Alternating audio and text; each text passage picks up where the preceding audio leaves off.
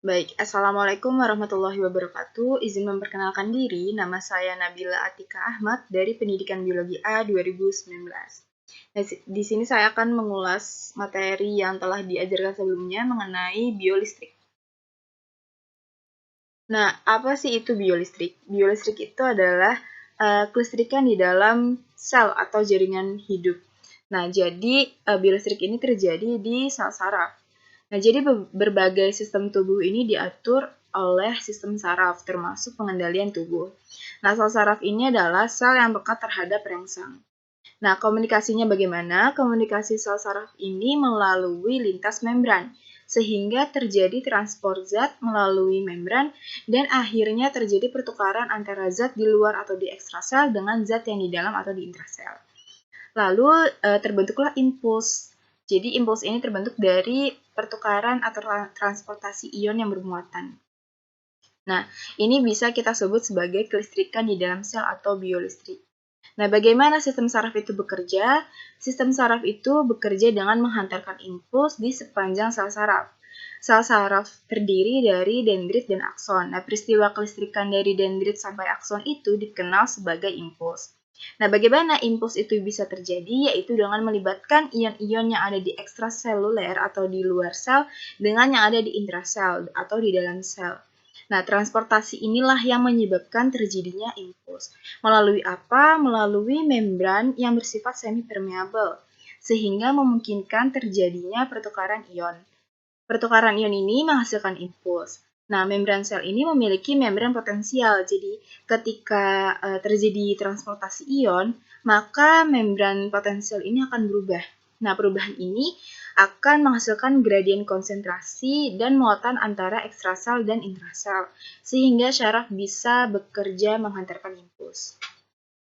Nah, selanjutnya mengenai potensial aksi. Nah, jadi kita ketahui bahwa di dalam ekstrasel dan di intrasel ini memiliki perbedaan muatan. Nah, di dalam intrasel ini muatannya lebih negatif daripada di ekstrasel. Dan Na plus di ekstrasel ini lebih banyak dan di intrasel ini terdapat K plus yang lebih banyak. Nah, perpindahan ion-ion ini mengakibatkan terjadinya beda potensial listrik. Nah, saat sel saraf mendapatkan rangsang, maka akan mengalami tranduksi reseptor, sehingga akan mengalami perubahan kegiatan listrik pada membran reseptor. Nah, perubahan dari potensial membran ini akan menyebabkan penghantaran listrik ke pusat saraf. Nah, pada gambar, tahapan potensial listrik ini, potensial aksi ini, yang pertama mengalami resting atau fase istirahat, di mana muatan intrasel itu lebih negatif daripada ekstrasel. Lalu Na plus di ekstrasel ini akan masuk ke intrasel yang menyebabkan intrasel ini muatannya lebih positif atau kenegatifan di intrasel ini berkurang. Nah, fase ini disebut dengan fase depolarisasi atau polarisasinya menjadi lebih positif, intraselnya ya menjadi lebih positif. Nah, jika terus-menerus terjadi depolarisasi, maka akan melewati threshold atau ambang batasnya. Nah, kalau udah melewati ambang batas atau threshold dan terus-menerus depolarisasi, akan sampai di pucuknya. Itu kita sebut sebagai potensial aksi. Itu sebagai impuls sarafnya. Nah, tetapi jika tidak berlanjut, maka kondisinya akan kembali ke keadaan normal atau istirahat atau repolarisasi. Nah, repolarisasi ini menjadikan ekstrasel lebih positif daripada intrasel. Nah, pada saat pemulihan, beda potensial listrik di antara ekstrasel dan intrasel kembali polar, kembali normal, itu kita namakan repolarisasi ya yang tadi.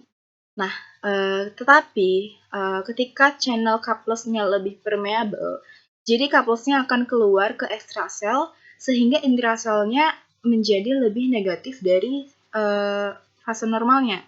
Itu dinamakan undershoot atau hiperpolarisasi. Nah, kita ketahui bahwa impuls itu dihantarkan melalui neuron satu ke neuron yang lainnya melalui sinaps. Nah, disebut dengan sinaps. Jadi neuron yang ada sebelum sinaps itu disebut neuron presinaps, sedangkan neuron yang setelah sinaps itu disebut postsinaps.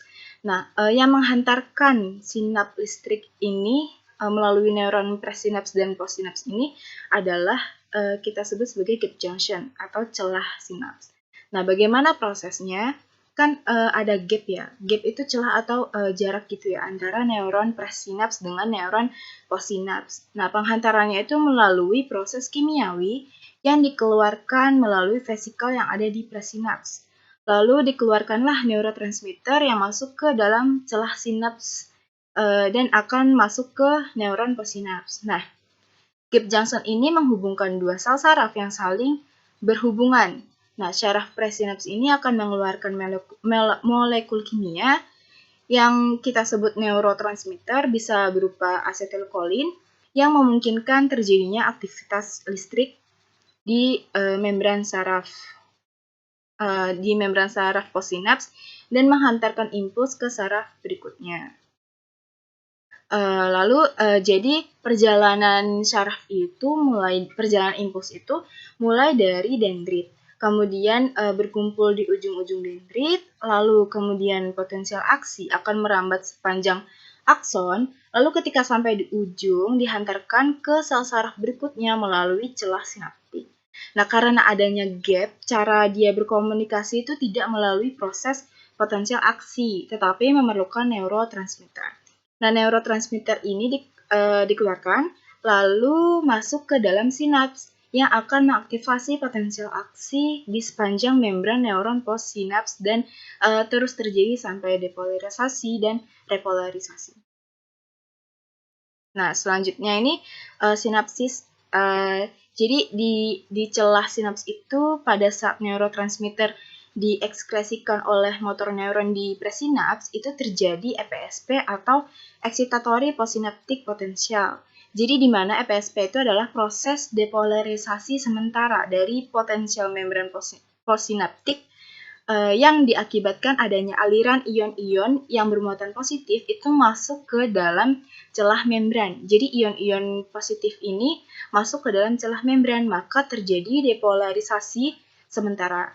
Nah, kalau yang IPSP atau inhibitory postsynaptic potential, nah ini dia di mana akan menghasilkan perubahan tegangan berupa perubahan potensial membran yang merupakan hasil dari aktivasi sinaptik menghambat reseptor neurotransmitter.